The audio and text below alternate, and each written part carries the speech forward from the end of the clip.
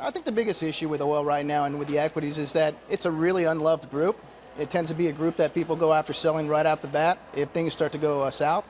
I think that's one of the reasons. I think it's crude's moved down. We look at Brent price, and Brent's gone from 85 to 80.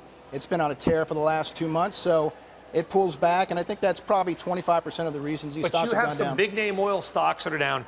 Marathon Oil, for example, MRO, down 11% in a week. Does it deserve to be whacked when $70 was high? Yeah. Now all of a sudden people are freaking out because we've gone down to 70. 70 is still 70. A lot of these stocks are down 15%. No, I think it's unwarranted. I think these stocks are basically really, really good buys. You know, at Tudor Pickering, we like E&Ps. We think it's going to be exploration and production. Yeah, exploration. We think it's going to be a great group that'll hold over the next 2 years because of a return on capital issue. And it's something that a lot of people are not looking at right now. It's really, they're unloved stories. It's a non-consensus call, and I think that's where we're going to try to, butter our bread over the next 2 years. All right, we're going to put you on the spot here. All right, oil played around in the 40s and 50s for a long time. When are we going to see $100 oil again? He's got some Bugattis he wants to sell here. and to sell those Bugattis, I need $100 oil. Exactly. Look, I mean, I think the market has moved a lot over the last couple of weeks on concerns that Iranian barrels that have come off the market, that there's going to be a scare in Iran. We're not going to be able to replace those barrels, and crude's going to go to 100. What we see in the markets right now is the markets are not as undersupplied as people would think.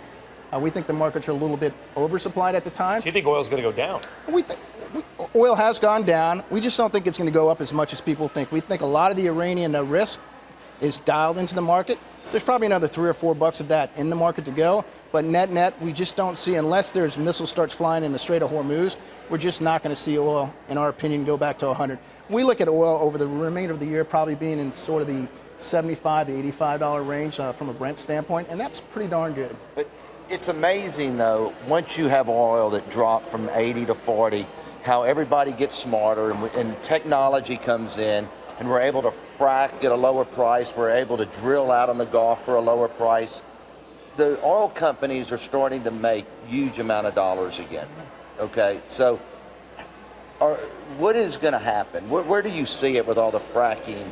And there's such an abundance of oil today compared to what it was because of technology.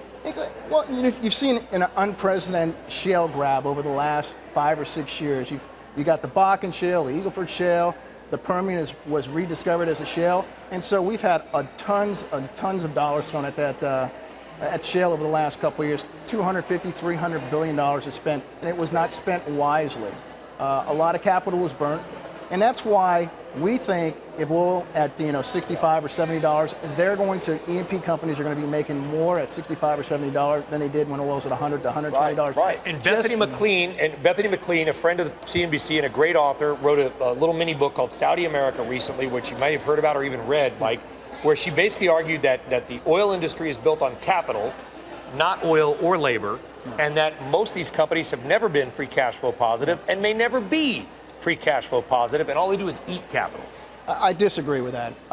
That's what has happened over the last decade, and what we see happening over the next 2 or 3 years is we see a significant amount of free cash flow. We see returns actually coming to this group. They've burnt a lot of capital over the last decade. We see an abundance of capital. We see a lot of companies generating high return on capitals between 10 and 15%. Okay. We see free cash flow being significant, and we think a lot of these companies are going to have free cash flow yields. Best place, we want to buy low, sell high. Best place to make money in oil and gas right now is? Right. If you have 12 to 18 months, E&Ps, Permian E&Ps is where it's going to be. It's still unloved, and we think there's going to be a massive re-rate in this group over the next 2 years. All right, well, that's why we were there yesterday, by the way, Midland Airfield at the MAF. Mike Bradley, Tudor, Pickering, Holt, TPH. Thank you very much.